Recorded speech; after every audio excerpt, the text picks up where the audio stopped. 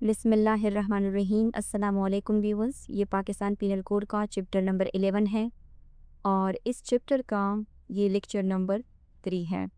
और इस लेक्चर के लिए हमने जिन सेक्शंस को चूज़ किया है वो सेक्शंस हैं 196 से लेकर 200 तक। क्योंकि जब भी हम सेक्शंस को किसी पर्टिकुलर लेक्चर के लिए चूज़ करते हैं तो उसको हम थीम के ऊपर जो है किसी पर्टिकुलर, अगर वो किसी एक ख़ास थीम के ऊपर बात करते हैं तो हम उन सेक्शंस को एक ही वीडियो में कंबाइन करने की कोशिश करते हैं। ये जो सेक्शंस हैं ये 196, 7, 8, 9, 10 ये 4-5 सेक्शंस हैं। इनका जो बेसिक थीम है ना वो ये है कि फ़ॉल्स एविडेंशियरी मटीरियल। यानी जो प्रीवियस 2 लेक्चर्स थे ना उसमें हमने ये देखा कि फ़ॉल्स एविडेंस क्या होते हैं, ठीक है? जिसमें हमने सेक्शन नंबर 191 और 192 को कवर किया था। यानी ये गिविंग फ़ॉल्स एविडेंस की डेफिनेशन देता है और सिमिलरली 192 जो है वो फैब्रिकेटिंग फ़ॉल्स एविडेंस की डेफिनेशन देता है। और फिर जिस लेक्चर नंबर सेकंड था उसमें हमने देखा कि जो फ़ॉल्स एविडेंस हैं चाहे वो गिविंग हो या फैब्रिकेटिंग हो उनकी पनिशमेंट क्या है। अब इस लेक्चर में हम ये देखेंगे कि ये लेक्चर हमें ये बताएगा कि फ़ॉल्स एविडेंस जो है वो सिर्फ बनाना या देना ही क्राइम नहीं है, बल्कि उसे अगर नोइंगली यूज़ किए जाए, सर्टिफाई किए जाए या फ़ॉल्स डिक्लेरेशन की फॉर्म में लीगल सिस्टम में इंजेक्ट किया जाए तो ये सब क्या है, ये ऑफेंस है। यानी इस लेक्चर में जो लॉ है ना वो क्या कर रहे हैं, ये पर्टिकुलरली अगर हम चैप्टर नंबर ये जो 11 है अगर उसकी बात करें तो ये एक नए लेयर में एंटर हो रहा है। क्योंकि लेक्चर नंबर 1 में हमने देखा कि वो फॉल्स एविडेंस को डिफाइन कर रहा है और फिर लेक्चर नंबर 2 में हमने उसकी पनिशमेंट देखी। अब लेक्चर नंबर 3 में हम क्या देखेंगे कि फॉल्स मटेरियल को लीगल सिस्टम में सर्कुलेट अगर किया जाए तो। यानी इस लेक्चर में ये जो लेक्चर नंबर 3 है इसका जो मेन फोकस है ना जिसको आपको समझने की ज़रूरत है वो ये है, वो है उसके ऊपर मिसयूज़ ऑफ डॉक्यूमेंट्स, ठीक है? मिसयूज़ ऑफ डॉक्यूमेंट्री जो एविडेंस होते हैं उसके ऊपर डॉक्यूमेंट्री, ओके। एंड जो फॉर्मल लीगल ट्रुथ होता है ना जो कोर्ट के सामने पेश करना होता है। लॉ जो है वो, यानी जो पहले लेक्चर में हमने फॉल्स टेस्टिमनी की बात की, परजरी की बात की, ठीक है? अब वो क्या कर रहे हैं कि अब वो प्रोटेक्ट कर रहा है किसको? हमने यहाँ बताया ना कि मिसयूज़ ऑफ डॉक्यूमेंट्री जो ट्रुथ है। अब इसमें क्या चीज़ें आती हैं? इसमें सर्टिफ़िकेट्स आती हैं, इसमें डिक्लेरेशंस आती हैं और इसमें जितनी भी एविडेंशियल डॉक्यूमेंट्स हैं, ठीक है? जो कोर्ट में या पब्लिक अथॉरिटीज़ के जो है उसके ऊपर डिपेंड करती हैं, तो वो सब जो है वो इसमें शामिल हैं, ठीक है? बात ये समझनी ज़रूरी है कि अगर जो कोई जो एविडेंस है जो कोर्ट में पेश पेश किए जाते हैं जिसके ऊपर पब्लिक अथॉरिटीज़ या कोर्ट जो डिपेंड करती हैं, रिलाय करती हैं, अगर उनको क्या किया जाए, अगर उनको भी फॉल्सली जो है फार्मूलेट किया जाए या प्रोड्यूस किया जाए तो फिर क्या होगा? फिर ये जो जस्टिस सिस्टम है जिससे हम उम्मीद लगाए बैठे हो कि वो हमारे साथ जस्टिस करेगा, तो अगर लोग जो हैं वो इस तरह इन डॉक्यूमेंट्स को यानी करप्ट करें तो फिर जो जस्टिस सिस्टम है ना वो क्या हो सकता है, वो डिस्टॉर्ट हो सकता है। अब हम देखते हैं सेक्शन नंबर 196 को। ये कहता है कि using evidence known to be false, यानी आपको इल्म भी है कि ये जो एविडेंस मैं यूज़ कर रहा हूँ वो क्या है, फॉल्स है। उसके बावजूद भी आप यूज़ कर रहे हैं तो फिर क्रिमिनल लॉ जो है वो क्या कहता है इसके बारे में। ये कहते हैं कि हु एवर करप्टली यूजेस, यानी यहाँ जो है जो टर्म यूज़ हुआ है वो यूज़ का हुआ है, ठीक है? यहाँ पे जुर्म जो है वो झूठ बोलना या सबूत बनाना नहीं है, वो तो 191 और 192 में जो है कवर हो चुका है। यहाँ पे ऑफेंस जो है वो क्या बनेगा, वो ये बनेगा कि किसी दूसरे का बनाया हुआ या पहले से अगर कोई मौजूद झूठा सबूत जो है वो मौजूद है और उसको अगर कोर्ट में पेश किया जाए तो फिर यूजेस क्या होगा, यानी करप्टली यूजेस, यानी ये किसको शो करता है, ये इंटेंशन को शो करता है। यानी ये जो करप्टली है ये क्या है, यानी कि बदनीयती से आप उसको क्या कर रहे हो, कोर्ट में जो है यूज़ कर रहे हो, यानी मेलाफाइड इंटेंशन के साथ।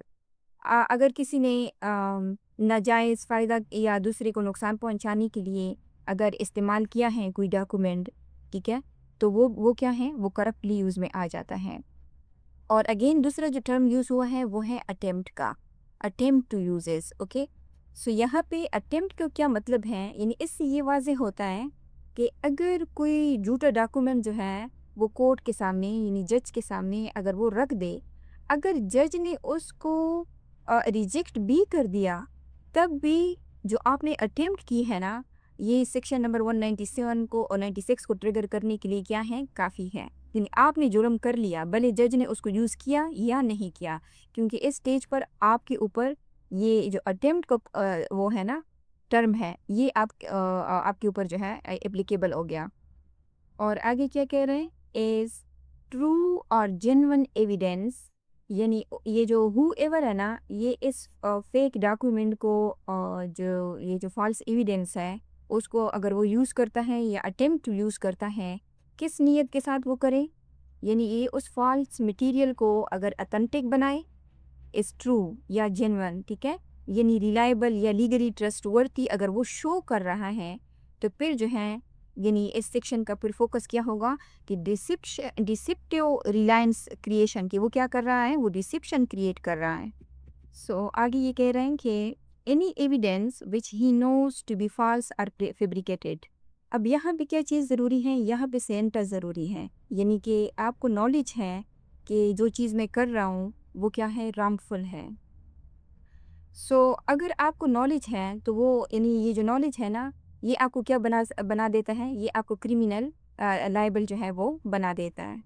और जो पॉसिबिलिटीज़ हैं इस नॉलेज की, इस सेंटर की, वो क्या है, वो दो है कि या तो वो क्या हो, जो नॉलेज सॉरी जो एविडेंस है वो फॉल्स एविडेंस हो अंडर सेक्शन 191, या जो वो अंडर 192 टाइप की फेब्रिकेटेड एविडेंस हो।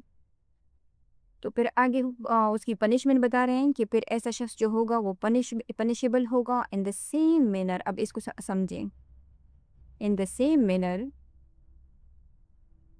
As if he gave or fabricated false evidence. ये तो 191 हो गया, ये जो है 192 हो गया, ठीक है, एविडेंस। ओके, अब देखें ये जो 196 है, ये ऑफेंस, इसके अंडर ऑफेंस तो कमिट होता है ना, ठीक है, लेकिन इसमें अगर हम देखें तो इसमें कोई पनिशमेंट नहीं है। तो फिर आपके ख्याल में इस सेक्शंस के लिए अगर यहाँ पे पनिशमेंट जो है अलग से नहीं बताई गई, तो आप इस फ्रेज से जो है उसको यानी आपको पनिशमेंट जो है वो मिल जाएगी कि इसकी पनिशमेंट कितनी होगी, यानी in the same manner as if he gave or fabricated false evidence. और 191 और 192 यानी जो दोनों सेक्शंस हैं उसकी जो पनिशमेंट है वो कहाँ पे दी गई है, वो सेक्शन नंबर 193 में दी गई है। और 193 जो है ये कहता है कि अगर जुडिशियल सॉरी अगर जो फॉल्स एविडेंस है वो देना या फेब्रिकेट करना अगर वो जुडिशियल प्रोसीडिंग्स में है, तो फिर कितनी साल की सज़ा होगी, फिर उस शख्स को सज़ा होगी 7 ईयर्स की। और अगर वो यानी किसी सिंपल प्रोसीडिंग्स में है, यानी इंक्वायरी वगैरह में या इस तरह डिपार्टमेंटल इंक्वायरीज वगैरह में है, तो फिर उस शख्स की जो सज़ा होगी, चाहे वो फॉल्स स्टेटमेंट दे यानी फॉल्स एविडेंस दे या फेब्रिकेट करे, तो फिर उसकी जो सज़ा होगी वो क्या होगी, वो 3 ईयर होगी। सो जो सेक्शन नंबर 196 है इसकी कोई इंडिपेंडेंट पनिशमेंट नहीं है। सो इसकी सज़ा वही होगी जो सेक्शन नंबर 193 में जो है मेंशन है। और किस चीज़ के लिए मेंशन है, यानी झूठी गवाही देने की, ठीक है। अगर ये जो शख्स हैं ये क्या कर रहे हैं, अगर करप्टली यूज़ कर रहा है, यानी दो चीज़ों को यहाँ पे समझे इस सेक्शन में, अगर वो करप्टली किसी डॉक्यूमेंट को यूज़ कर रहा है या अटेम्प्ट कर रहा है, तो फिर उसकी अगर वो जुडिशियल प्रोसीडिंग में यूज़ कर रहा है या अटेम्प्ट कर रहा है, तो फिर उसकी 7 ईयर पनिशमेंट होगी। अगर वो किसी नॉर्मल डिपार्टमेंटल प्रोसीडिंग्स वगैरह में कर रहा है, तो फिर उसकी जो पनिशमेंट होगी अंडर 196 सेक्शन, तो फिर क्या होगी, वो 3 ईयर के पनिशमेंट होगी। सो अब हम ये जो सेक्शन नंबर 197 है ना, इसको हम पाकिस्तान पिनल कोड के दो और सेक्शंस हैं उनके साथ जो है हम लिंक करके देखेंगे, क्योंकि अगर हम उनके साथ लिंक करके नहीं देखेंगे तो फिर ये कन्फ्यूजन्स अराइज हो सकती हैं इन दोनों के बीच में, ठीक है। एक तो हमने 196 को कवर कर लिया, जो दूसरा सेक्शन है वो है 463, ठीक है, ये फॉर्जरी की बात करता है। और तीसरा है 471। सो अब हम पाकिस्तान पेनल कोड की तरफ जाते हैं। हम देखते हैं कि ये दो जो सेक्शंस हैं ये क्या कहते हैं और कैसे जो है क्यों हमें ज़रूरत पड़ी है कि हम इसको 196 के साथ कनेक्ट करके देखें। तो देखें, ये हमारे पास है पाकिस्तान पेनल कोड, ये उसका है चैप्टर नंबर 28। ये बात करता है offences relating to documents and to trade at property marks. किस चीज़ की बात कर रहा है? डॉक्यूमेंट की बात कर रहा है। ठीक है, डॉक्यूमेंट क्या होता है? एविडेंस ही होता है ना, लेकिन ये पर्टिकुलर डॉक्यूमेंट्स की बात कर रहे हैं। वो किस सेंस में कि अगर वो डॉक्यूमेंट्स ट्रेड या प्रॉपर्टी मार्क्स से रिलेटेड जो हों, अगर वो हों। ठीक है, अब हम देखते हैं, हमने एक सेक्शन का जिक्र किया कि वो 463 है और वो फॉर्जरी के बारे में बात करता है। सो ये कहते हैं कि whoever makes any false document or part of a document, ठीक है, with intent to cause damage or injury to be public to the public or to any persons or to support any claim or title or to cause any person to part with property or to enter into any express or implied contract। अब यहाँ पे देखें कि उनका intention जो है वो क्या है, वो क्या है, यानी मल्टीपल वो हो सकता है। और with the intent to commit fraud, ठीक है, और that fraud may be committed. So वो ऐसा जो शख्स है वो क्या होगा, उसने फॉर्जरी कमिट की होगी।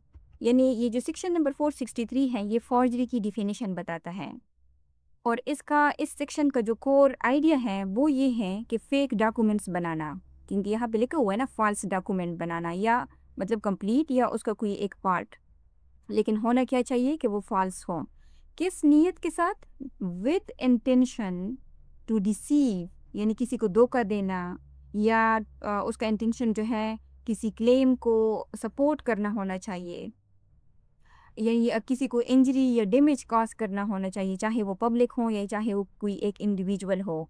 ठीक है, या उसका जो इंटेंशन है वो फ्रॉड कमिट होना चाहिए। ठीक है, या उसका जो इंटेंशन है वो ये है कि वो कोई प्रॉपर्टी हथिया ले, या वो किसी कंट्रैक्ट में जो है वो एंटर हो। तो यानी यहाँ फोकस जो है वो डॉक्यूमेंट्स क्रिएशन का जो स्टेज है ना उसके ऊपर है। और इसमें कौन कौन सी चीज़ें आ सकती हैं, इसमें फॉर एग्ज़ाम्पल अगर आप देख सकते हो अगर कोई सेल डीड है तो वो भी इसमें आ सकता है। ठीक है, इसमें कोई अगर मेडिकल सर्टिफिकेट है वो भी आ सकता है, इसमें अगर कोई मैरिज सर्टिफिकेट है वो भी आ सकता है। ठीक है, इसमें कोई फॉर्ज सिग्नेचर्स जो है वो भी हो सकते हैं। ठीक है, तो ये तो फॉर्जरी की डिफिनेशंस हो गई कि अगर इनमें से कोई शख्स जो है ये जो हु एवर है ये कोई भी काम करेगा तो ये समझा जाएगा कि उसने फॉर्जरी कमिट की है। अब दूसरा जो सेक्शन हमने जिसका हमने जिक्र किया वो है सेक्शन नंबर 471। ओके, सो जो सेक्शन नंबर 471 है ये कहता है कि यूजिंग एज जेन्युइन अ फॉर्ज डॉक्यूमेंट। 63 में तो उसने कारनामा कर लिया, उसने डॉक्यूमेंट्स यानी बना लिए। ठीक है, वहाँ तक बात हो रही थी, डॉक्यूमेंट्स क्रिएशन स्टेज तक बात हो रही थी। अब जो 71 है वो क्या कहता है, वो ये कहता है कि हु एवर फ्रॉडुलेंटली और डिसऑनेस्टली, ठीक है, uses as genuine any document which he knows or his reason to believe to be a forged document shall be punished in the same manner as if he had forged such document। अब ये इससे मिलते जुलते जो अल्फाज हैं और जो टेक्स्ट है वो हमने सेक्शन नंबर उसमें भी देखा था यहाँ पे कि whoever corruptly uses or attempt to use. ठीक है, यहाँ पे जो फोकस है वो किस चीज़ के ऊपर है, यानी करप्टली यूज़ के ऊपर है।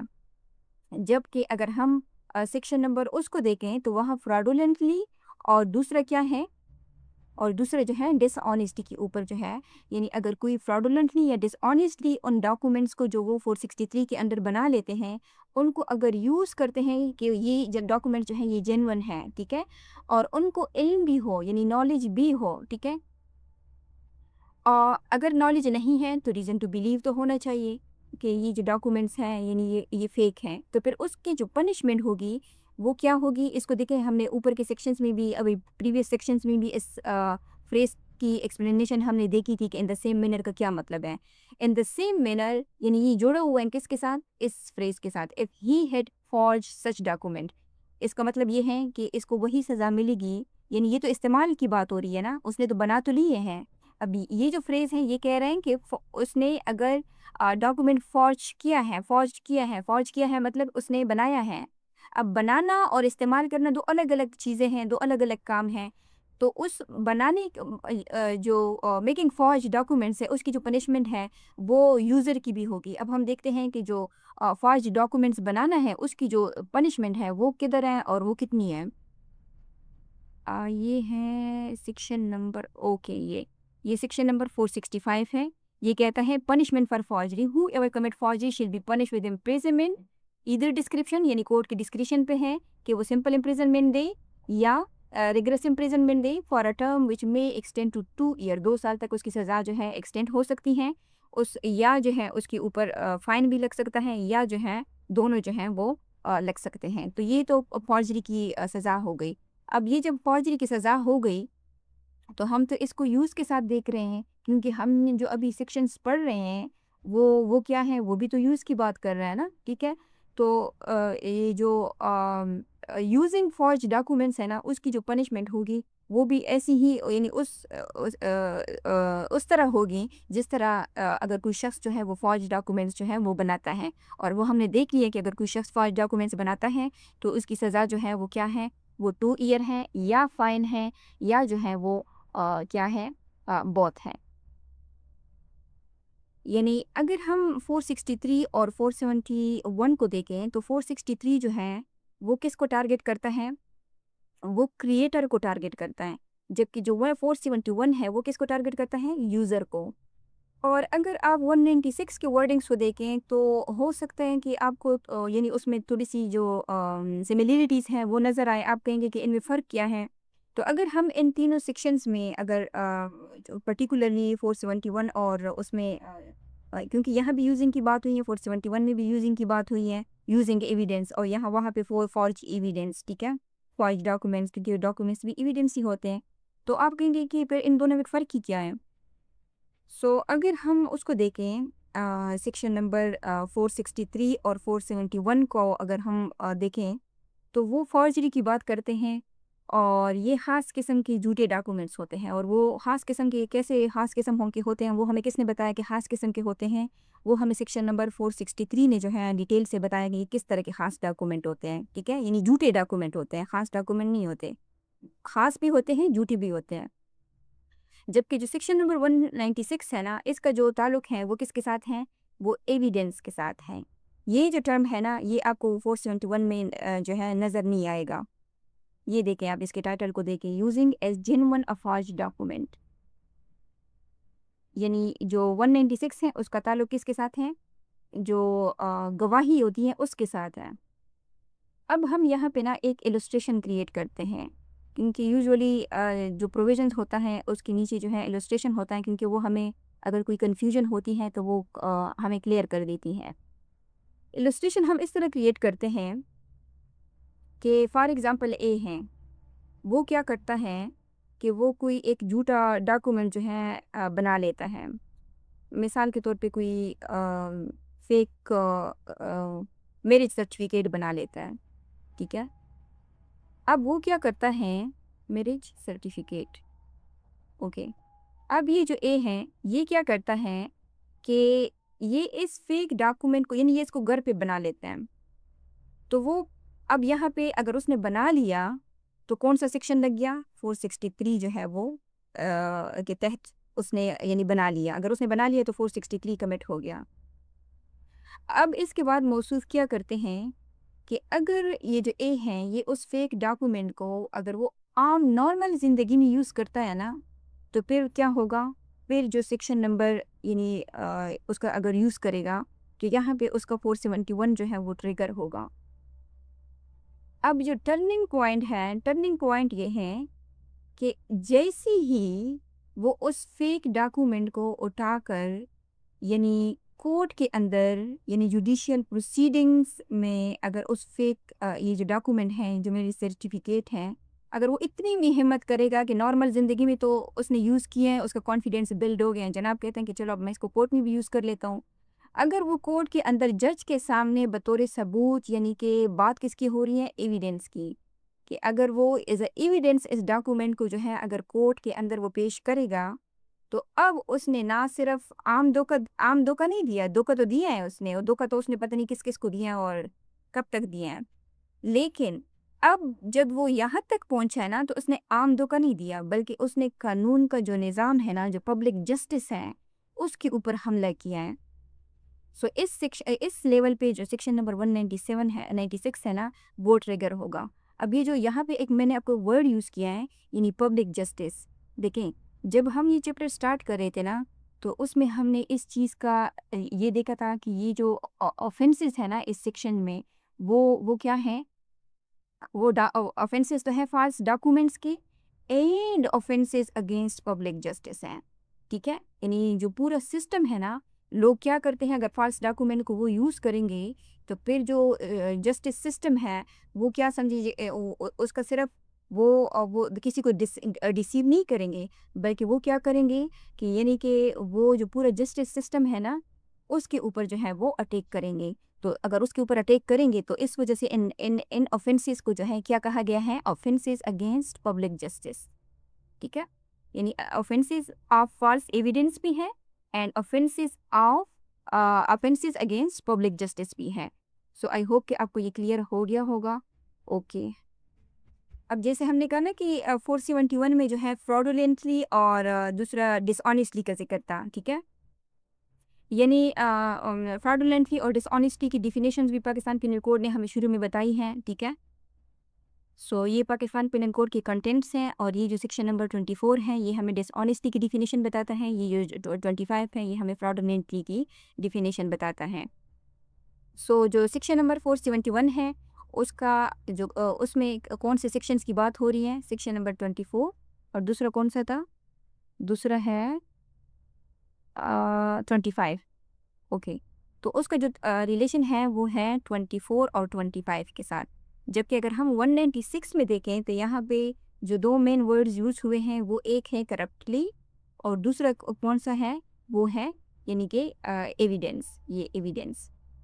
ठीक है, यानी कानून की आंख में अगर कोई धूल झोंक कर कोर्ट से भी अपने हक में फैसला करवा रहा है ना, तो फिर तो वो वाकई हकदार हैं कि उसको सज़ा मिली, और सज़ा भी ज़्यादा मिले। क्योंकि अगर हम फॉर्जरी की सज़ा को देखें, तो वहाँ पे जो पनिशमेंट थी वो क्या थी, वो 2 ईयर थी। जबकि अगर हम 196 की पनिशमेंट को देखें, तो ये कह रहे हैं कि इन द सेम मैनर इज़ 193 में कितनी है, 7 ईयर की। ठीक है, तो फिर उसको सज़ा भी ज़्यादा, अगर वो कानून की आंखों में जो धूल झोंकता है, तो फिर उसकी जो सज़ा होगी वो भी फिर ज़्यादा होगी। सो अब हम देखते हैं सेक्शन नंबर 197 को। ये बात करता है इशूइंग और साइनिंग फॉल्स सर्टिफिकेट। ओके, सो ये जो फॉल्स सर्टिफिकेट हैं, ये कहाँ कहाँ यानी कौन जो है इशू कर सकता है, या सिग्नेटरीज जो हो सकता है, कहाँ पे इसकी रिलेवेंसी है। ज़्यादातर तो ये रिलेवेंट हैं डॉक्टर्स के साथ, या रजिस्ट्रार से, या रेवेन्यू ऑफिशियल्स हो गए, या कोई एक्सपर्ट हो गया, या पब्लिक अथॉरिटीज़ हो गई। ठीक है, उनसे हम सर्टिफिकेट अक्सर जो है वो लेते रहते हैं। और ये वो अथॉरिटीज़ हैं कि जिनको यानी सर्टिफिकेट्स को लीगली ट्रस्टवर्दी बनाने के लिए जो है, ये जो अथॉरिटीज़ हैं ये एग्जिस्ट करती हैं। ठीक है, सो लॉ का कंसर्न जो है वो यहाँ पे ये है कि अगर लॉ किसी सर्टिफिकेट को एविडेंशियली वैल्यू देता है, तो उस सर्टिफिकेट का झूठ जो है वो जस्टिस सिस्टम को करप्ट कर सकता है। ठीक है, सो अब यहाँ पे बात हो रही है कि हु एवर इशूज और साइंस एनी सर्टिफिकेट। अब यहाँ इस हु एवर में तो सच कहूँ तो मुझे तो अपना आप भी इस हु एवर में लगता है, और हो सकता है कि आपने भी ज़रूर कभी न कभी जो है ये फॉल्स सर्टिफिकेट्स या तो इशू करवाया होगा, या आपने साइन करवाया होगा। अगर और नहीं भी करवाए, तो एटलीस्ट जो मेडिकल सर्टिफिकेट हैं, वो तो ज़्यादातर जो लोग हैं वो फॉल्स सर्टिफिकेट ही बनवाते हैं। ठीक है, अपने किसी जानने वाले से बना लेते हैं और साइन कर लेते हैं। लेकिन अगर आप ऐसा कोई काम कर रहे हैं, तो बस ध्यान में ये रखें कि आप दबे पाँव जाया करें, ताकि वो जो 197 है ये सोया रहे। ठीक है, और इसको जागने का मौका ना मिले। ओके, सो कहते हैं कि whoever issues or sign, ठीक है, एनी सर्टिफिकेट। ओके, अब यहाँ पे क्या कहते हैं कि जो लॉ है वो सिर्फ जो सर्टिफिकेट मेकर हैं उसको नहीं, बल्कि अगर सिग्नेटरी जो है ना वो भी यहाँ पे क्या है, लायबंद है। यानी यहाँ पे जो लॉ है ना वो क्या हो सकता है, जो ऑफेंस है वो दो तरह से कमिट हो सकता है। एक तो ये कि अगर आप नया सर्टिफिकेट जो है वो इशू करवा रहे हैं, और दूसरा ये कि अगर फॉर एग्ज़ाम्पल आपके पास कोई पहले से बिका हुआ सर्टिफ़िकेट है, उसके ऊपर आप साइन जो है वो कर रहे हैं, ठीक है? तो फिर जो ये सेक्शन है ये ट्रिगर हो सकता है। लेकिन पाकिस्तानी इतने माहिर हैं कि सेक्शन को ट्रिगर नहीं होने देते, ऐसे तरीके से काम करते हैं। सो आगे ये कह रहे हैं कि required by law to be given or signed. अब इस सेक्शन के अंदर अगर कोई आम सर्टिफिकेट है ना, जैसे अगर आप कोई किसी प्राइवेट एकेडमी से एक्सपीरियंस सर्टिफिकेट लेते हैं या किसी दोस्त से करेक्टर सर्टिफिकेट लेते हैं, तो इस तरह की चीज़ें जो है ना वो ये इस सेक्शन में कवर नहीं है, ठीक है? ये जो सर्टिफिकेट है इसके लिए ज़रूरी क्या है, यानी इसके लिए जो रिक्वायरमेंट है वो क्या है कि वो स्टिचूटरी रिक्वायर्ड हो, यानी कि लॉ जो है वो रिकॉग्नाइज करता हो, यानी लॉ जो है वो क्या करता हो, उस सर्टिफिकेट को रिक्वायर करता हो, या लॉ जो है उस सर्टिफिकेट को कोई एविडेंशरी जो वैल्यू है वो देता हो। अब ऐसी कौन से सर्टिफिकेट आपके माइंड में आ रहे हैं जिसको लॉ जो है वो करता है, रिकॉग्नाइज भी करता है या उसको रिक्वायर करता है या एविडेंशियल इंपॉर्टेंस देता है? फॉर एग्जांपल आपके जहन में शायद आए सबसे पहले तो ये बर्थ सर्टिफिकेट है, ठीक है? उसके अलावा जो है डेथ सर्टिफिकेट है, ठीक है? और जैसे मैंने आपके पहले एक का ज़िक्र किया वो है मेडिकल सर्टिफ़िकेट, या एक होता है डोमिसाइल सर्टिफ़िकेट, ठीक है? और इसके अलावा रेवेन्यू सर्टिफ़िकेट या वैक्सीनेशंस का सर्टिफ़िकेट, लीगल फिटनेस के सर्टिफ़िकेट, ठीक है? ये सक्सेशन रिलेटेड सर्टिफ़िकेट, ये सारे जो हैं ये क्या हैं? ये सारे जो हैं इसमें यानी रिक्वायर्ड बाय लॉ हैं। और आगे कह रहे हैं कि और relating to any fact of which such certificate is by law admissible in evidence, यानी कि कोई ऐसा सर्टिफिकेट जिसको जो यानी लीगल हो या गवर्नमेंट जो सर्टिफिकेट होते हैं ना, जैसे कोर्ट जो है वो बिना किसी गवाह के सिर्फ उस पेपर की यानी इतनी वैल्यू हो कि उसकी मुनासबत पर सच मानने के लिए जो है वो क्या हो, कोर्ट जो है वो तैयार हो, यानी वो एडमिसिबल इन एविडेंस हो। यानी यहाँ पे इस फ्रेज में जो ये सेक्शन है ना ये ब्रॉड हो जाता है कि ये इसका मतलब ये है कि अगर लॉ जो है वो किसी सर्टिफिकेट को क्या देता है, एविडेंशियरी वैल्यू देता है ना, एविडेंशियरी प्रूफ के तौर पे अगर वो एक्सेप्ट करता है कोर्ट, तो फिर अगर कोई फॉल्स सर्टिफिकेशन देता है ना, तो फिर इस सूरत में वो क्या होगा, वो पनिशेबल होगा। यानी सर्टिफिकेट जो है वो जुडिशियल प्रोसेस का सब्सटीट्यूट एविडेंस जो है वो बन रहा होता है। सो आगे कह रहे हैं कि नोइंग दैट, अब ये जो हु एवर है उसको पता होगा, या अगर उसको पता नहीं है तो believing that such certificate is falls in any material point, यानी वो जो यहाँ पे जो चीज़ इंपॉर्टेंट है ना वो मीन्स दिया है, ठीक है? यानी सर्टिफिकेट जो बनाने वाला है, क्योंकि यहाँ पे इशूइंग की बात हुई है ना, यानी हु एवर जो है वो इशूअर भी हो सकता है, सिग्नेटरी भी हो सकता है, ठीक है? तो जो सर्टिफिकेट बनाने वाला है उसको क्या हो, ये नॉलेज हो, उसको ये पता हो, या उसको क्या हो, पूरा यकीन हो कि जो सर्टिफिकेट वो इशू कर रहा है या साइन कर रहा है उसके अंदर जो सबसे अहम पॉइंट है ना, मटेरियल पॉइंट, जो सबसे अहम बात लिखी हुई है वो क्या है, इस फॉल्स है, यानी वो झूठ है। तो फिर ऐसी शख्स की जो पनिशमेंट होगी in the same manner as if he gives false evidence. अब इसकी पनिशमेंट जो है सॉरी इस फ्रेज़ को हम ऑलरेडी देख चुके हैं, ठीक है यहाँ पे। और यहाँ पे हमने इसको देखा या जो 196 है इसमें तो 2 सेक्शंस की बात हुई थी। गिव्स फॉल्स एविडेंस या फैब्रिकेटेड फॉल्स एविडेंस, ठीक है? और उनकी जो पनिशमेंट थी वो 93 में थी, यानी 191 की पनिशमेंट भी 193 में है, 192 की पनिशमेंट भी 193 में है। लेकिन यहाँ पे बात किस चीज़ की हो रही है कि अगर कोई यानी ये काम करता है, अगर इशूअर है या सिग्नेटरी है तो उसकी जो पनिशमेंट होगी वो क्या होगी, वो भी 193 के अंडर होगी। अगर उसने जुडिशियल प्रोसीडिंग्स में दी है ये सर्टिफिकेट, ये सारा कुछ जाके जो है वो यानी करवा के इशू करवाए हैं, ये सब सब कुछ करवाया है, और बाद में उसको जुडिशियल प्रोसीडिंग में यूज़ कर रहा है तो फिर उसकी 7 ईयर पनिशमेंट होगी। अगर वो सिंपल उसमें यूज़ कर रहा है तो फिर वो क्या है, उसकी 3 ईयर पनिशमेंट होगी। ओके, अगेन जो है अब अगर हम सेक्शन नंबर 197 को देखें और ये जो सेक्शन नंबर 464 जो है उसको अगर हम देखें, उसको यानी यहाँ पे तो हमने 463 देख दिया। अगर हम 464 को देखें, सो ये जो 464 है ना, ये कहते हैं कि मेकिंग अ फॉल्स डॉक्यूमेंट। अब हो सकता है कि आपके ज़हन में ये सवाल हो कि झूठा सर्टिफिकेट बनाना तो फॉर्जरी यानी सेक्शन नंबर 463 बी है, तो 197 क्यों लगता है? सो इन दोनों का जो फ़र्क है ना वो ये है, वो यहाँ पे हमें पता चलता है कि 464 के अंदर ये जो मेकिंग अ फॉल्स डॉक्यूमेंट है ना, या फॉर्जरी है, ठीक है, making a false document means forgery. ये तब लगती हैं जब आप किसी और के नाम का झूठा साइन या मोहर लगाते हैं। जैसे अगर फॉर एग्ज़ाम्पल आप खुद डॉक्टर बनकर डॉक्टर के फेक दस्तखत जो हैं अगर वो कर दें, तो फिर जो है ये मेकिंग फॉल्स डॉक्यूमेंट हो जाएगा और फिर इसको कहा किया जाएगा, लीगल लैंग्वेज में फॉर्जरी कहा जाएगा। अगर हम सेक्शन नंबर 197 को देखें, ठीक है, तो फिर 197 में क्या होता है कि ये जो सेक्शन है ये तब लगता है अगर आप खुद क्या हैं, यानी कोई ऐसी अथॉरिटी है जो सर्टिफिकेट इशू करने वाली हो, या जो है आप कोई ऐसा पर्सन है जो सिग्नेटरी हो, ठीक है। यानी फॉर एग्जांपल अगर आप खुद असली डॉक्टर हैं, अगर हम मेडिकल सर्टिफिकेट की बात करें या इनमें से कोई भी सर्टिफिकेट ले लो, निकाफा है या कोई भी है, ठीक है, या रेवेन्यू ऑफिसर है, तो वो अगर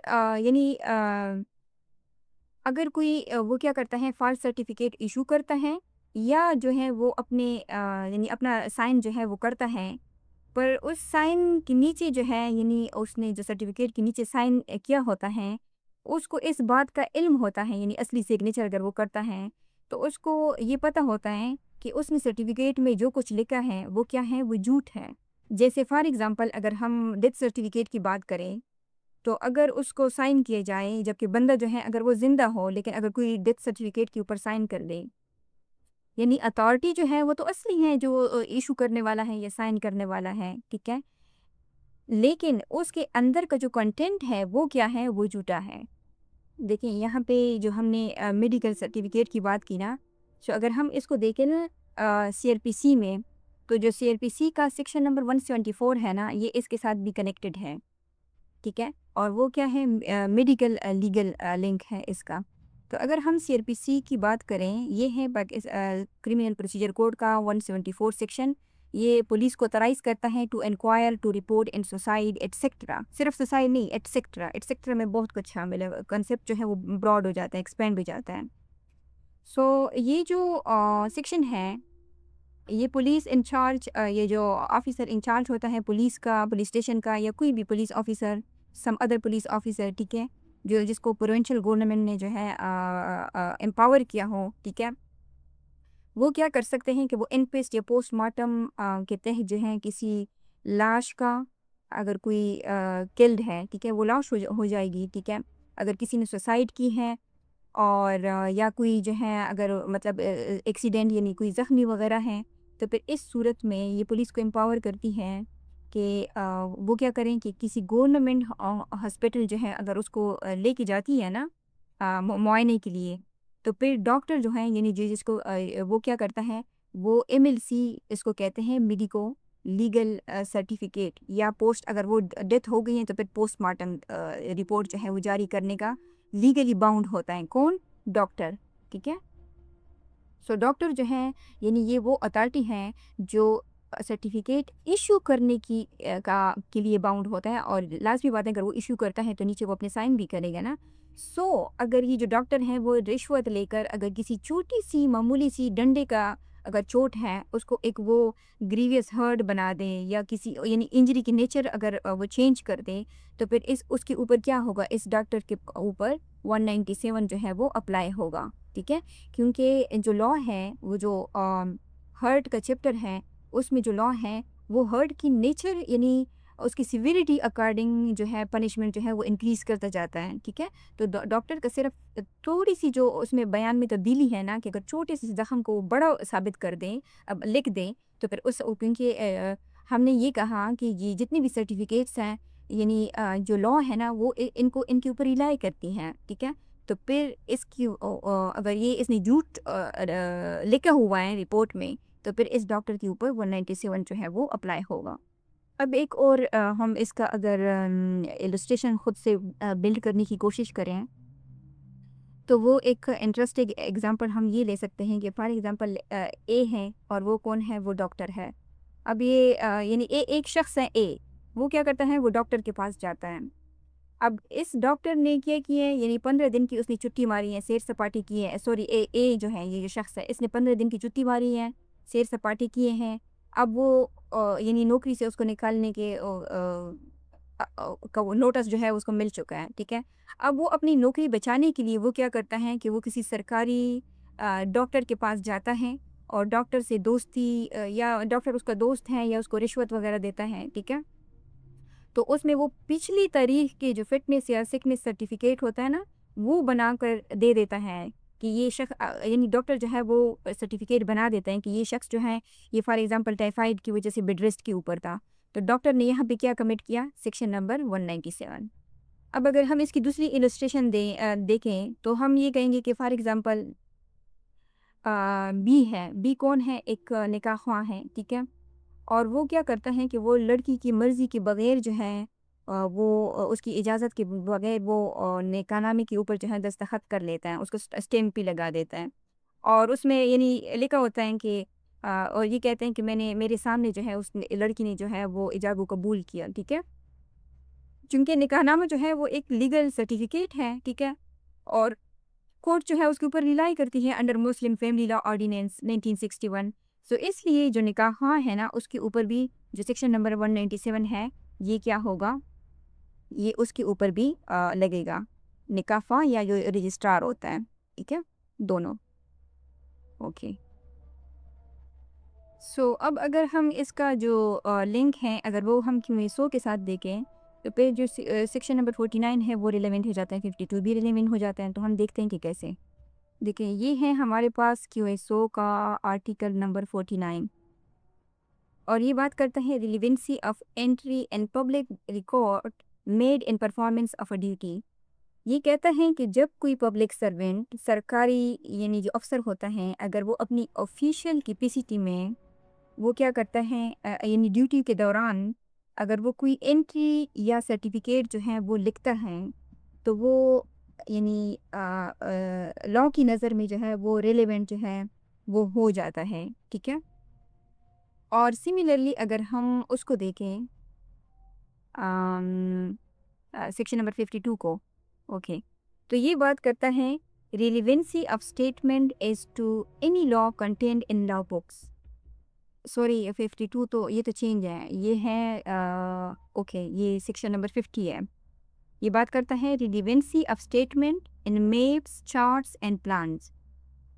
सो ये जो सेक्शन आर्टिकल है ये कहता है कि अगर कोई सरकारी मैप्स हैं, चार्ट्स हैं और अगर कुछ महसूस सर्टिफिकेट हैं, अगर वो किसी गवर्नमेंट अथॉरिटी के अंडर जो है अगर वो बनाए जाते हैं, तो फिर वो क्या है, कानून उसके ऊपर बिलीव रखती हैं, यानी कि वो क्या होते हैं, वो रिलेवेंट फैक्ट्स जो है उन्हें उन्हें रिलेवेंट फैक्ट्स कहा जाता है और कोर्ट जो है उन्हें सच मानती है।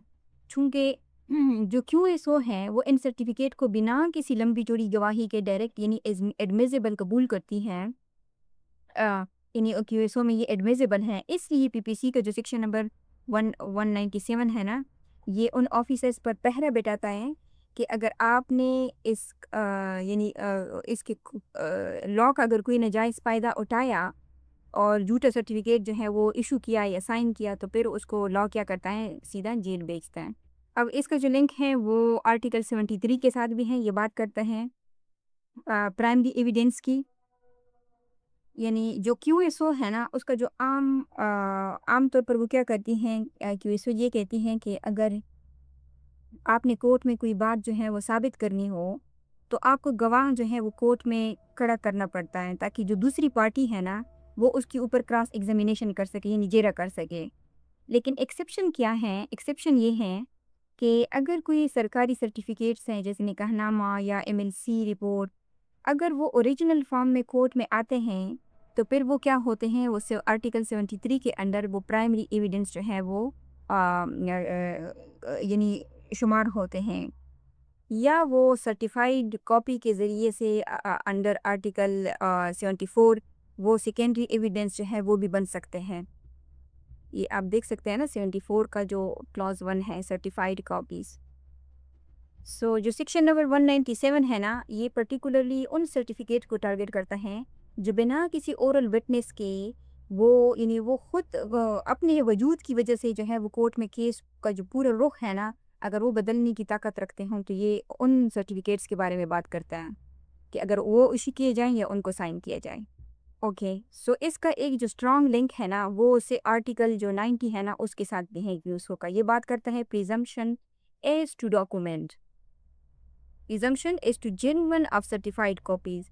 यानी आर्टिकल 90 की यूएसओ कहता है कि अगर कोर्ट के सामने कोई ऐसा सर्टिफिकेट पेश किया जाए जो क्या हो, जो अगर किसी सरकारी जो पब्लिक सर्वेंट्स हैं ना उन्होंने साइन किया हो, जैसे फॉर एग्जांपल कोई हमने बहुत सारी एग्जांपल लिखी बताई कि चाहे डेथ सर्टिफिकेट है, मैरिज सर्टिफिकेट है या मेडिकल सर्टिफिकेट है, ठीक है, या लोकल कमीशन रिपोर्ट है, तो जो जज है ना वो क्या होगा, वो यानी लॉ के अंडर लाज़मी ये हैं कि वो पहली नज़र में उस सर्टिफ़िकेट को असली और सच्चा माने।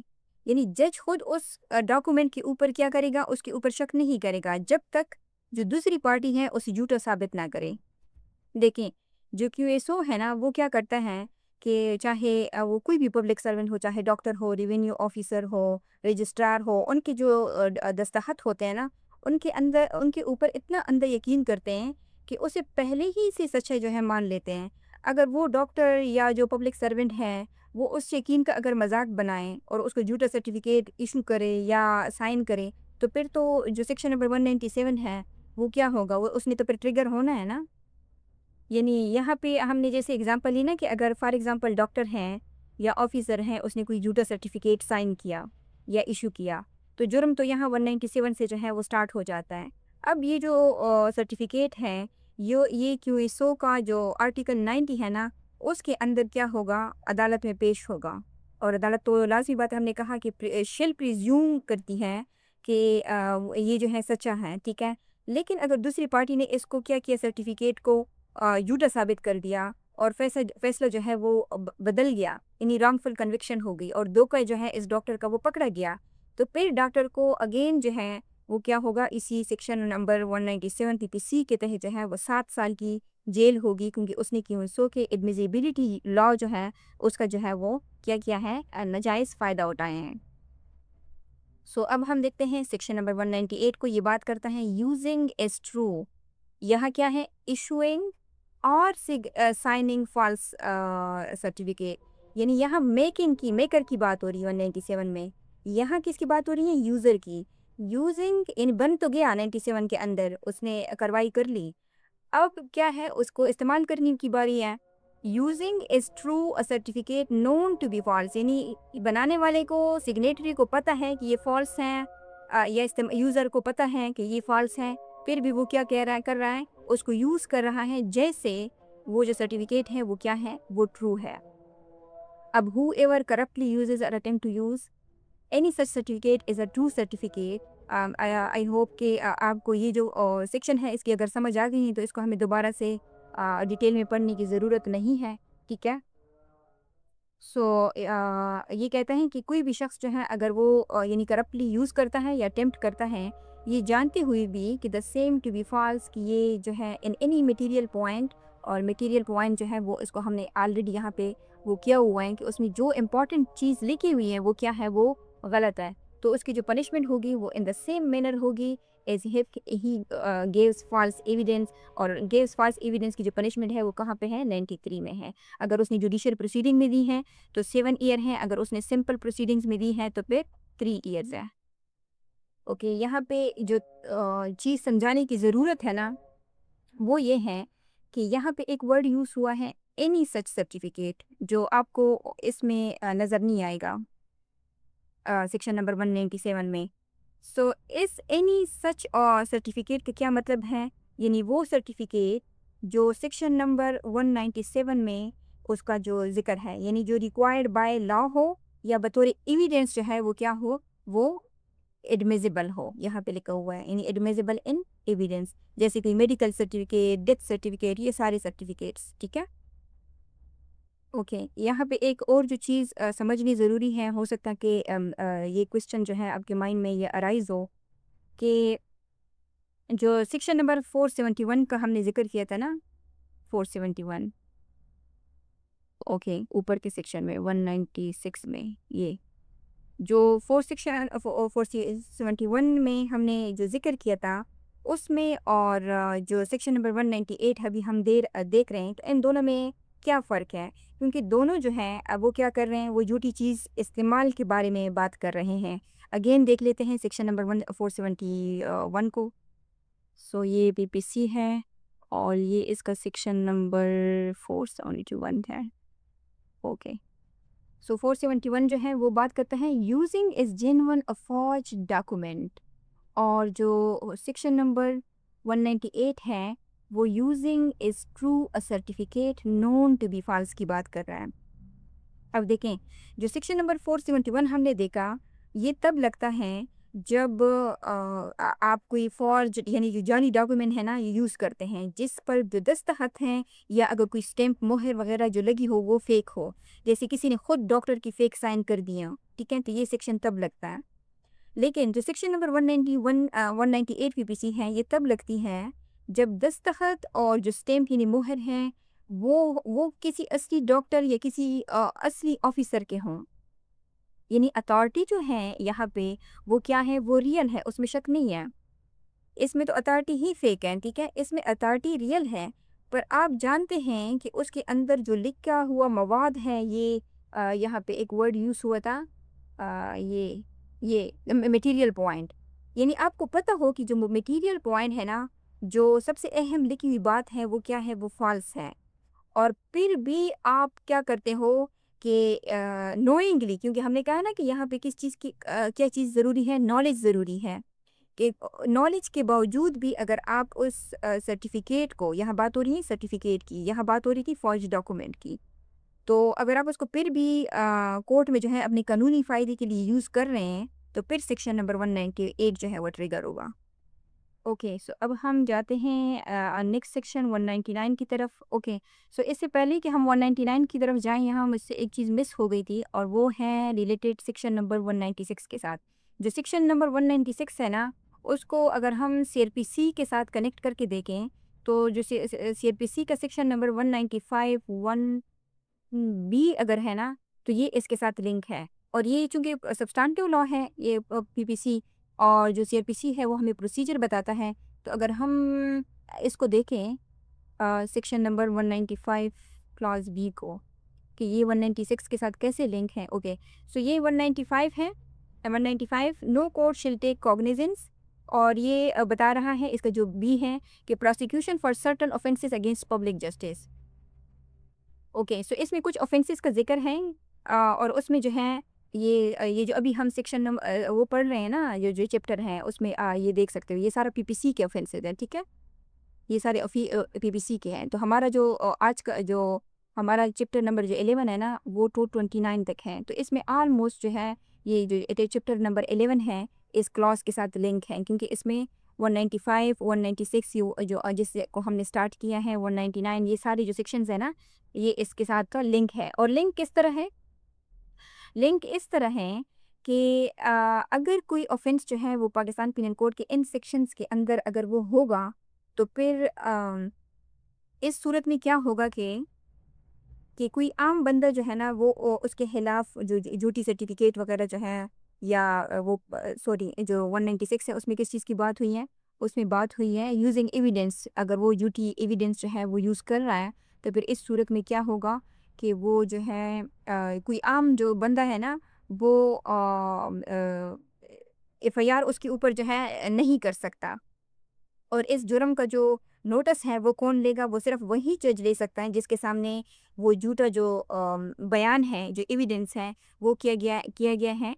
वो अगर जिसके सामने, जिस जज के सामने दिया गया होगा, वो जो है वो कंप्लेंट जो है, ये जिसको इस्तिगासा कहते हैं, ठीक है, वो खुद या अगर वो अपनी तरफ से किसी और ऑफिसर को अतराइज़ करके मजिस्ट्रेट के पास जो है वो कंप्लेन भेजेगा।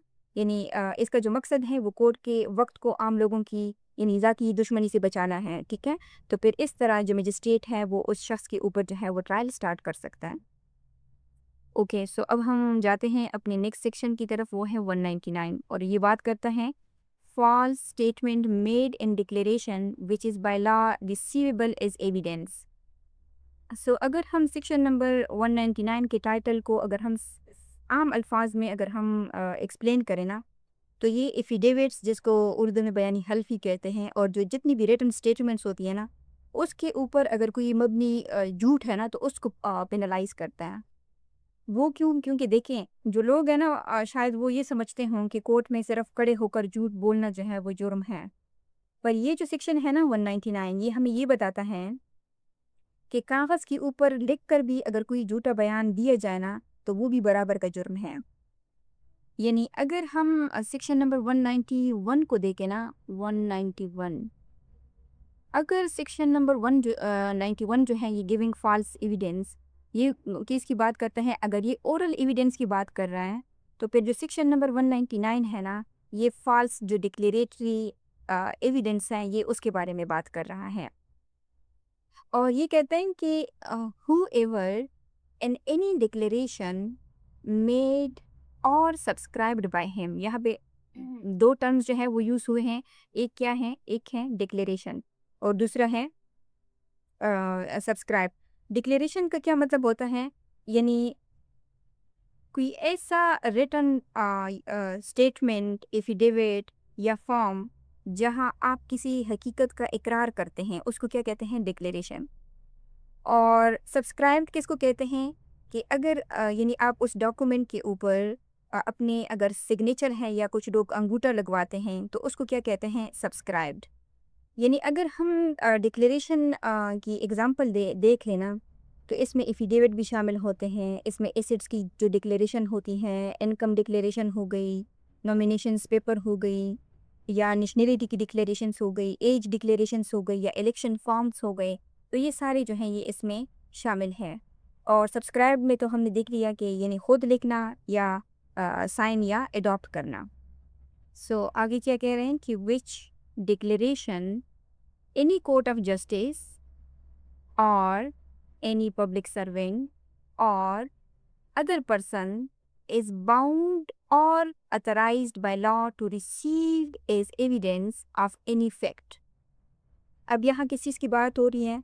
यहाँ ये बात हो रही है कि ये जो यानी जो डॉक्यूमेंट्स की बात हो रही है ना, सर्टिफिकेट एविडेंस की जो बात हो रही है, ये अगर उसने यानी डिक्लेरेशन की है या सब्सक्राइब किया है, तो इसके लिए शर्त ये है कि जो लॉ है ना, उसने कोर्ट को, यहाँ पे लिखा हुआ है, कोर्ट को या किसी पब्लिक सर्वेंट को या किसी यानी अदर पर्सन लिखा हुआ है, तो इसमें तो उसको बढ़ जाता है। फॉर एग्जांपल अगर कोई आर्बिट्रेटर है, उसको ये एम्पावर किया है कि वो जो रिटन डिक्लेरेशंस हैं उसको क्या करे, इज इन एविडेंस जो है वो उसको क्या करें, एक्सेप्ट करे कर सकें, ताकि जो कोर्ट है या जो अथॉरिटी है वो क्या कर सके, उस डिक्लेरेशन के ऊपर क्या कर सकें, रिलाई कर सकें। अगर वो क्या करता है, makes any statement which is false, यानी फॉल्स स्टेटमेंट लिखता है, देता है, and which he either knows or believes to be false or doesn't believe to be true. यहाँ पे जो मिन्जरिया है उसकी बात हो रही है, यानी क्रिमिनल इंटेंशन की, और 3 तरीक़ों से ये मिन्जिया को टेस्ट किया जा रहा है। नंबर फर्स्ट क्या है? नंबर फर्स्ट है नॉलेज, यानी उसे कंफर्म पता है कि वो झूठ लिख रहा है, नोज टू बी फॉल्स, ठीक है। और दूसरी क्या चीज़ है कि बिलीव्स टू बी फॉल्स, यानी उसे पूरा शक है या यकीन है कि ये गलत है, तो ये बिलीव टू बी फॉल्स हो जाएगा। और तीसरा क्या है कि उसे खुद नहीं पता कि सच क्या है, पर वो बिना सच्चाई जाने उस वो जो डिक्लेरेशन है ना उसको सच बनाकर साइन कर देता है, यानी सच समझकर। तो ये क्या हो जाएगा, ये doesn't believe to be true हो जाएगा, यानी उसको जो ट्रुथ है ना उसके ऊपर खुद भी यकीन नहीं है। और जो लॉ है वो तो सर्टिनिटी और ऑनेस्टी दोनों डिमांड करता है, ठीक है। अगर बंदा जो है वो अपनी अंदाज़ों पे चलता रहे, तो फिर यानी और उसकी अपने अंदाज़ों को जो है वो सर्टिनिटी बनाकर डिक्लेयर करे, तो फिर ये क्या करता है, ये जस्टिस सिस्टम के लिए रिस्क क्रिएट करता है ना। सो आगे कह रहे हैं कि touching any point material to the object. अब अगेन जो है वो मटेरियल पॉइंट जो है यहाँ पे बात हो रही है, मटेरियल पॉइंट, इस सेक्शन में भी मटेरियल पॉइंट, ठीक है। तो जो मटेरियल पॉइंट है वो क्या है, वो इन सेक्शंस में यानी एक इम्पॉर्टेंट जो है एलिमेंट है। यानी वो जो उसने यहाँ पे लिखा हुआ है ना कहाँ गया फॉल्स विच इज़ फॉल्स, उसने जो फॉल्स स्टेटमेंट जो है लिखी है या जो कुछ भी किया है, तो ये जो फॉल्स है ना, ये जो झूठ है, ये क्या है? इसका जो मटेरियल पॉइंट के साथ लिंक क्या बनेगा कि झूठ जो है वो किसी आम या फालतू बात पर उसने नहीं होना चाहिए, बेस नहीं होना चाहिए, बल्कि ये जो फॉल्स है, इसका जो मकसद है वो यानी ये किसी ख़ास मकसद के लिए होना चाहिए या जो केस का जो ये डिसीजन होता है ना फैसला, उसके ऊपर असरअंदाज होने के लिए होना चाहिए। तो फिर क्या होगा? ये मटेरियल पॉइंट हो जाएगा। यानी देखें, एक माइनर सा जो है ना इसको हम इस तरह देख लेते हैं एग्जांपल से कि अगर कोई नॉमिनेशन पेपर में अपने नाम की स्पेलिंग गलत लिख देता है ना, आगे पीछे कर लेता है, तो ये नॉर्मली जो है मटेरियल नहीं है। लेकिन आप खुद सोचें कि अगर आप अपने जो एजुकेशनल डॉक्यूमेंट्स हैं, उसमें क्या करते हैं, उसमें आपके नाम की स्पेलिंग गलत हो या आपकी जो नेशनैलिटी के डॉक्यूमेंट्स हैं यानी सिटीज़नशिप के या आपकी जो एज के जो डॉक्यूमेंट्स होते हैं, तो आप देखें ना कि यहाँ पे क्या वो मटेरियल पॉइंट हैं या नहीं है। सो ये जो फॉल्स है ये किस लिए होना चाहिए? मटेरियल पॉइंट को टच करने के लिए होना चाहिए to the object for which the declaration is made or use, ठीक है? या वो बनाई गई हो या वो यूज़ की गई हो, क्योंकि हमने कहा ना कि किसी मकसद के लिए होनी चाहिए और वो मकसद क्या होगा? कोई मटेरियल पॉइंट होना चाहिए। तो उसकी जो पनिशमेंट होगी वो इन द सेम मैनर होगी एज गिव फॉल्स एविडेंस जो सेक्शन नंबर 193 ने दी है। अगर ये जो फॉल्स एविडेंस में ये जो डिक्लेरेशन है, ये डिक्लेरेशन जो है, ये अगर बनाया गया है या यूज़ किया गया है, अगर वो बनाया गया है या यूज़ किया गया है जुडिशियल प्रोसीडिंग में, तो फिर उसकी जो पनिशमेंट होगी वो 7 ईयर होगी। अगर ये जो डिक्लेरेशन है ये बनाया गया है या इस्तेमाल करने की कोशिश की गई है, यानी इस्तेमाल किया गया है क्योंकि इसमें अटेम्प्ट की बात तो नहीं है। अगर वो इस्तेमाल किया गया है किसी आम इंक्वायरी में, किसी डिपार्टमेंटल इंक्वायरी में, तो फिर उसकी पनिशमेंट क्या होगी? 3 ईयर होगी। यानी 199 ट्रिगर होगा लेकिन पनिशमेंट कहाँ पे लिखी है? 193 में। वो हमें कहाँ से पता चलता है? यहाँ से। क्योंकि फ़ॉल्स एविडेंस की जो डेफ़िनिशन है वो तो 191 बताता है ना गिव फ़ॉल्स एविडेंस की, लेकिन जो गिव फ़ॉल्स एविडेंस की पनिशमेंट है वो 193 बताता है। और सीआरपीसी के साथ अगर हम इसका लिंक देखें तो ये सेम वही 195 1 बी है। यहाँ पे आप ये सेक्शन जो है ये देख सकते हो, ठीक है? ये पाकिस्तान पिनल कोड का 199 है। तो अगर हाँ 199 जो है वो ट्रिगर होगा तो फिर तरीक़ाकार क्या होगा, यानी प्रोसीजर क्या होगा कि कोई जो जज है या वो अपने अंदर अंडर जो कोई मजिस्ट्रेट वगैरह होता है उसको क्या करवाते हैं, उनके ज़रिए से वो कोई कंप्लेंट जो है फ़ाइल करते हैं उस शख्स के ज़रिए से उस शख्स के अगेंस्ट जो डिक्लेरेशन जो है वो फ़ॉल्स डिक्लेरेशन बनाता है या यूज़ करता है। तो फिर जो है वो क्या होगा, फिर बाकायदा ट्रायल जो है वो स्टार्ट होता है उसके अगेंस्ट। यानी कोई आम बंदा जो है वो अगर वो उसके अगेंस्ट जो है ना एफआईआर दर्ज नहीं कर सकता 199 के अंदर।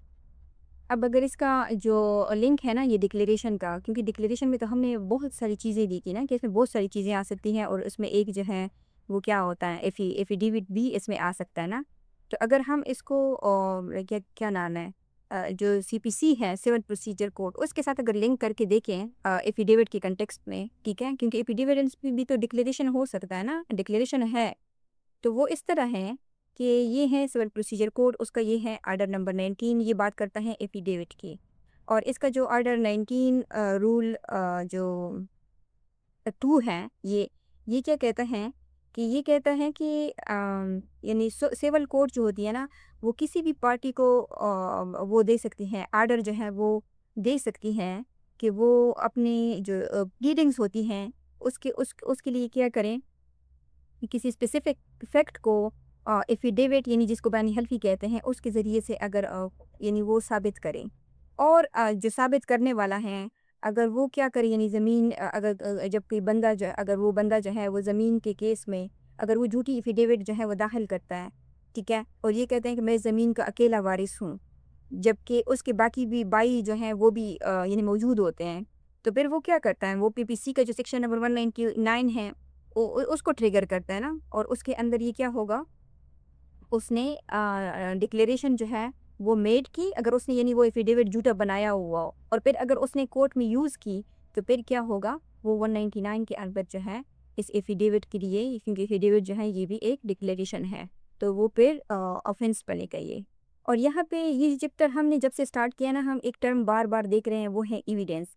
अब जो एविडेंस की जो डिफिनीशन है ना, वो हमें क्यूएसओ में मिलती है। क्यूएसओ का जो आर्टिकल नंबर 21C है ना, वो हमें वो डिफाइन करता है कि आर्टिकल वो जो एविडेंस है वो क्या है। सॉरी, ये जो है वो है 21C है ना, नॉट 21D। ओके, ये एविडेंस को डिफाइन करता है कि एविडेंस में क्या आते हैं। All statement court permits are required to be made before any witness in relation to matter fact under inquiry. Such statements are called oral evidence. यानी एक oral evidence होते हैं और दूसरी कौन से होते हैं, documentary evidence होते हैं। तो जो हम डिक्लेरेशन की बात कर रहे हैं वो क्या होंगे, वो डॉक्यूमेंट्री एविडेंस होंगे ना। ओके ठीक है, यहाँ पर भी हमने सी ही मेंशन किया है, ठीक है। ओके सो एक तो हमने इस एविडेंस का क्यूएसओ के साथ लिंक देखा। अब दूसरा जो है ना, इस सेक्शन का अगर, हाँ इस प्रोविजन का अगर हम क्यूएसओ के दूसरे सेक्शन के साथ आर्टिकल के साथ देखें, तो इसका जो लिंक है ना, पर्टिकुलरली जिस तरह हमने डिक्लेरेशन की बात हो रही है, तो ये 78 के साथ भी है। क्योंकि अगर कोई डिक्लेरेशन बनाता है तो उसके ऊपर अंगूठा भी लगाता है, उसके ऊपर साइन वगैरह भी करते हैं, ठीक है। तो उसका जो लिंक है वो हम देखेंगे क्यूएसओ के आर्टिकल 28 में। सो ये क्यूएसओ का आर्टिकल 78 है। ये बात करते हैं proof of signature and handwriting of person alleged to have signed a written document to list. यानी अगर कोर्ट में कोई ऐसा डॉक्यूमेंट जो है वो पेश किया जाए जिसके बारे में ये दावा हो कि ये जो डॉक्यूमेंट है ये फलां ने लिखा है या साइन किया है, तो ये जो आर्टिकल 78 है ये कहता है कि जब तक उस दस्तखत या हैंड राइटिंग को उस शख्स की जो दस्तखत है वो साबित ना कर दिया जाए, कोर्ट उसको एविडेंस नहीं मानेगी। यानी ये क्या होगा, must be prove to be in his hand writing. Okay, अब ये देखें, अगर कोई शख्स जो है वो ऑफेंस कमिट कर लेता है एपीसी के अंदर, ठीक है, ऑफेंस हो जाता है। अब उस ऑफेंस की यानी उसमें पनिशमेंट भी मिलती है ना। ये देखें, ये ऑफेंस भी है, बताया गया है कि ये ऑफेंस होगा इस तरह, और फिर जो है उसकी पनिशमेंट भी जो है आखिर में बताती है पीपीसी। लेकिन ये पनिशमेंट कब मिलती है, ये तो हमें पता चल जाता है कि उसने ऑफेंस किया है। ऊपर का जो सेक्शन होता है ना, प्रोविजन का जो ऊपर का यूजुअली पार्ट होता है, उसमें हमें पता चल जाता है कि अच्छा इस बंदे ने ऑफेंस किए या नहीं। जो यूजुअली लोअर पार्ट होता है या उसके लिए कोई स्पेसिफिक अलग से प्रोविजन होता है, वो हमें उसकी पनिशमेंट बताता है। लेकिन जब ऑफेंस हो जाता है तो उसके बाद जो पनिशमेंट तक का स्टेज है, उसमें क्यूएसओ का एक बुनियादी रोल होता है। क्योंकि ये वो लॉ है जिसके ज़रिए से ये साबित किया जाता है कि उसने ऑफेंस जो है वो किया है या नहीं है।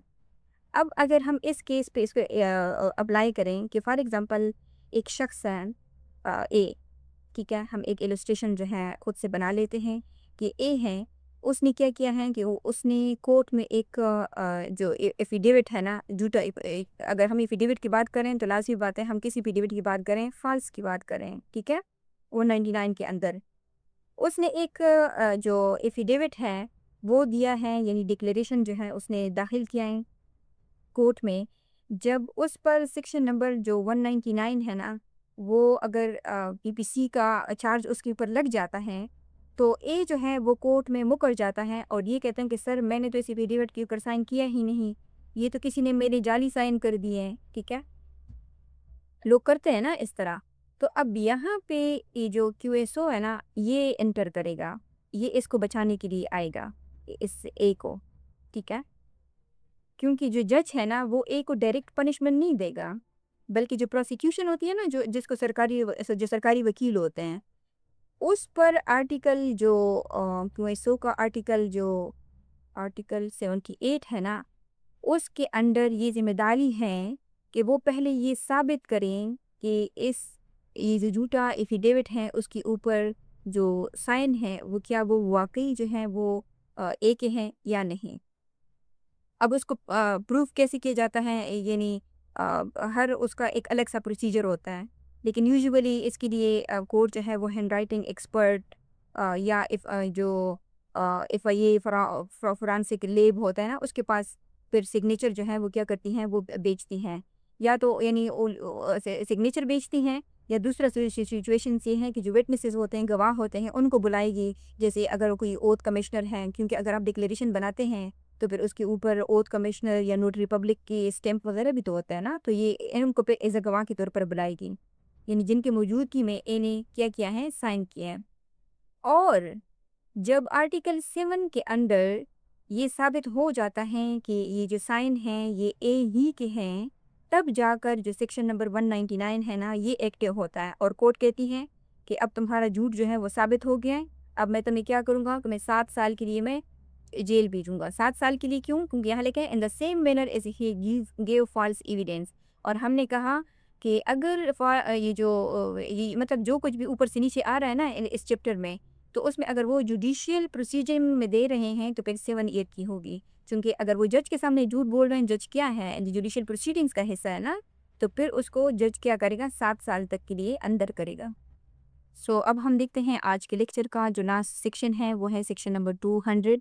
और जो सेक्शन नंबर 200 है ये बेसिकली सेक्शन नंबर जो 199 है ना, उसका कंपेनियन सेक्शन है, क्योंकि 199 जो है वो पनिश करता है फॉल्स डिक्लेरेशन बनाने को, जबकि जो सेक्शन नंबर 2 है वो कहता है using is true such declaration knowing it to be false, यानी ये पनिश करता है फॉल्स डिक्लेरेशन को नोइंगली जेन्युइन यूज़ करना।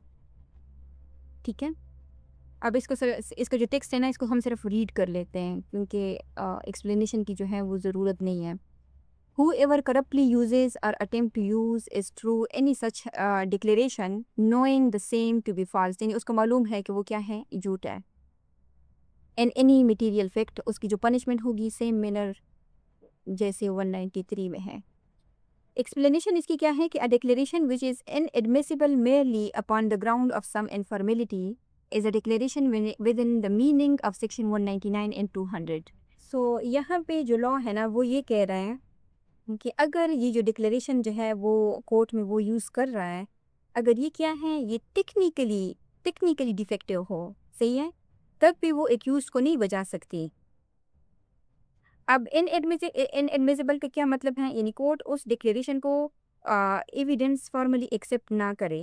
ठीक है, मेनली यहाँ पे ये इम्पॉर्टेंट है, यानी अगर कोई सिर्फ टेक्निकल रीजंस की वजह से वो इनएडमिसिबल है, यानी और यहाँ पे आगे क्या बता रहे हैं, upon the ground of some इनफॉर्मेलिटी, यानी इनफॉर्मेलिटी का मतलब है कि कोई प्रोसीजरल डिफेक्ट है, उसमें कोई टेक्निकल डिफिशिएंसी है, कोई फॉर्मेट का इशू है।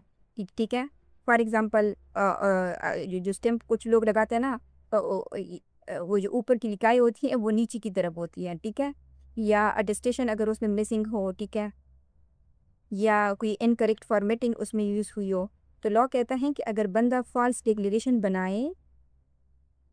बनाया तो वो इधर करता है ना 199 के अंदर मेड।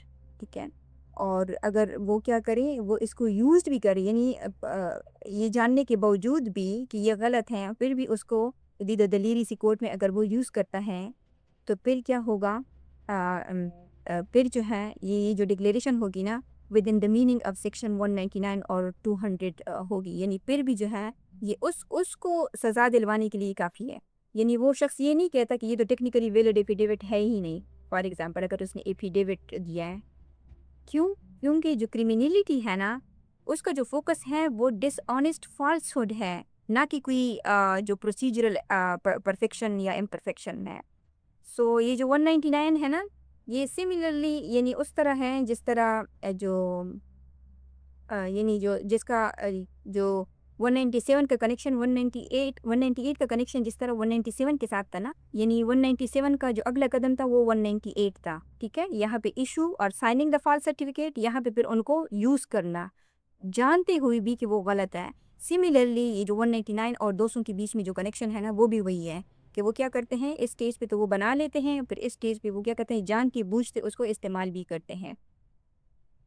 और सेक्शन जो 200 है इसका भी सीआरपीसी के उसी सेक्शन के साथ ताल्लुक़ है जो हम ऑलरेडी देख चुके हैं, क्योंकि सेक्शन नंबर 195 ओके यहाँ पे ये आपको नज़र आएगा 200। ठीक है, तो इसके लिए भी जो प्रोसीजरल मेथड है ना, जो प्रोसीजर है वो क्या है, वो 195 1B में जो है मेंशन है, क्योंकि उसने 200 का भी जिक्र है।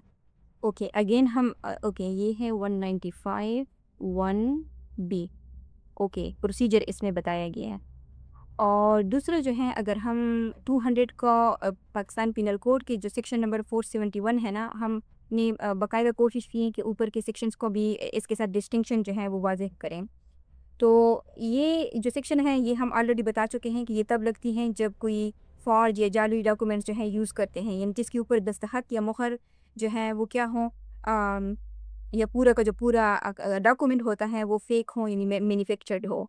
जबकि जो सेक्शन नंबर 200 है पाकिस्तान पिनल कोड का, ये तब लगती हैं जब दस्तखत और अंगूठा जो है वो असली शख्स का हो, यानी अथॉरिटी यहाँ पे रियल है, दस्तखत जो है वो फ़ेक नहीं है। पर आप क्या करते हो, ये मतलब जो हूएवर है वो क्या करता है कि वो जानता है कि उसने उस असली सिग्नेचर के ऊपर बयान जो है वो झूठा जो है लिखवाया हुआ है या लिखा है, यानी स्टेटमेंट जो है वो फ़ाल्स है, और फिर भी वो क्या करता है कि उसको बतौर एविडेंस जो है वो पेश कर रहा है। सो आई होप कि आपको आज का जो लेक्चर है ये समझ में आ गया होगा, और अगर कोई कन्फ्यूजन्स हैं रिगार्डिंग दिस लेक्चर तो आप कमेंट में ड्रॉप कर सकते हैं, और अगर आपकी इम्प्रूवमेंट के हवाले से कोई सजेशन है तो वो भी आप कमेंट में कर सकते हैं। Thank you.